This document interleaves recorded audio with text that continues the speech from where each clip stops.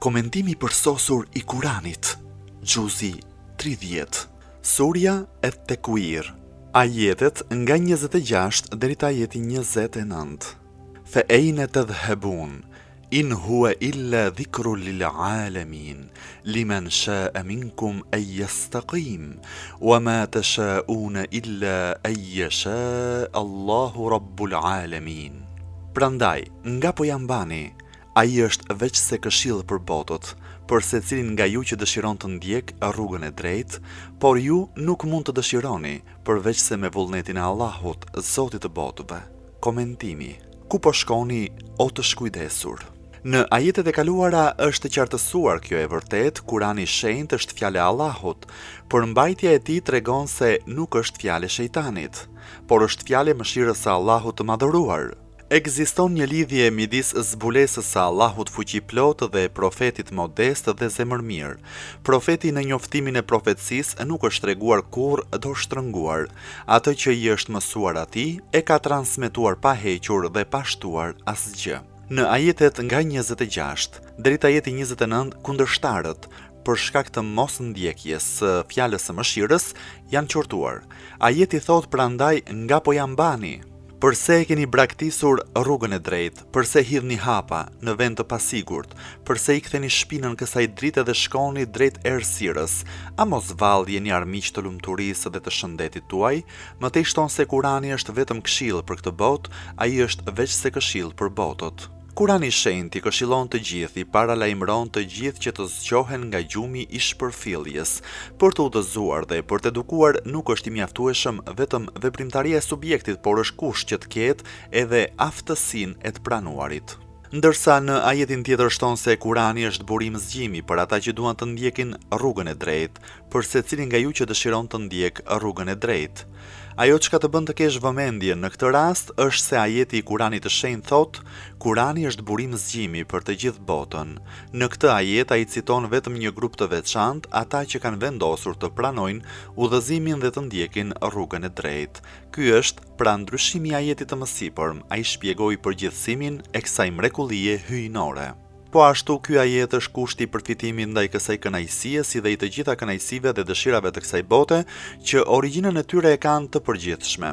Shfrytëzimi i tyre është i lidhur me vullnetin dhe vendimin e njeriut. E ngjashme me po këtë kuptim është edhe ajeti 2 i surës El-Baqara. Ky është libri në të cilin nuk ka dyshim, ai është udhërfyes për të devotshmit.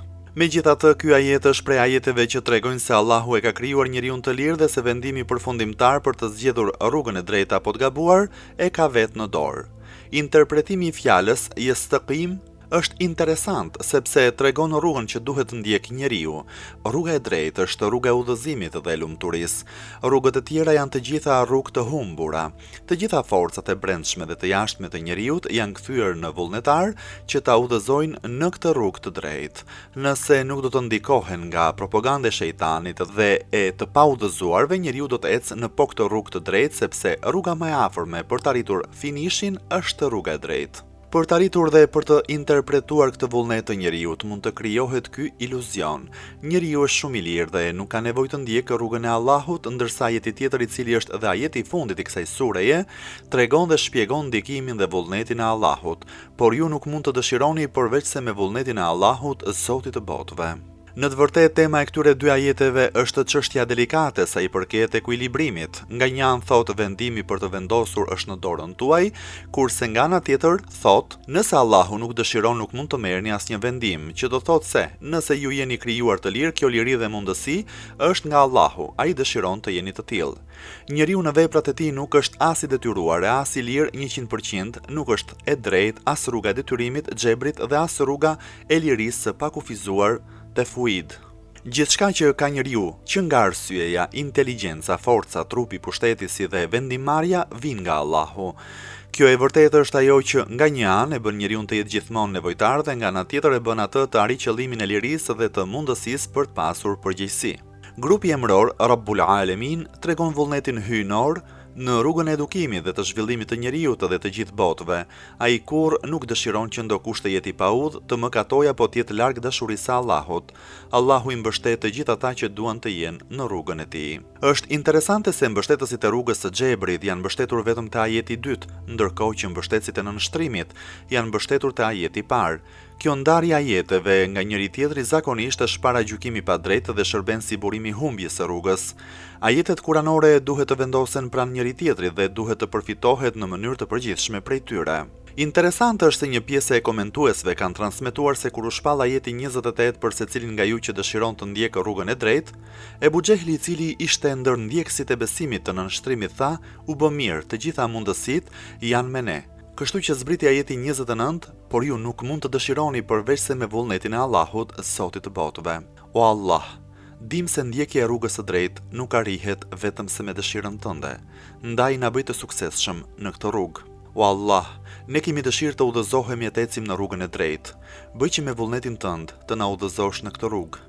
O Allah, skena e ditës së Kiametit dhe gjykimit drejt është shumë tronditës, ndërsa libri i veprave tona është bosh. Në të nuk ka asnjë punë të mirë. Na bëj vend dhe na mbro, na fale mos na gjyko me peshën e drejtësisë. Amin, ya Rabbel Alamin.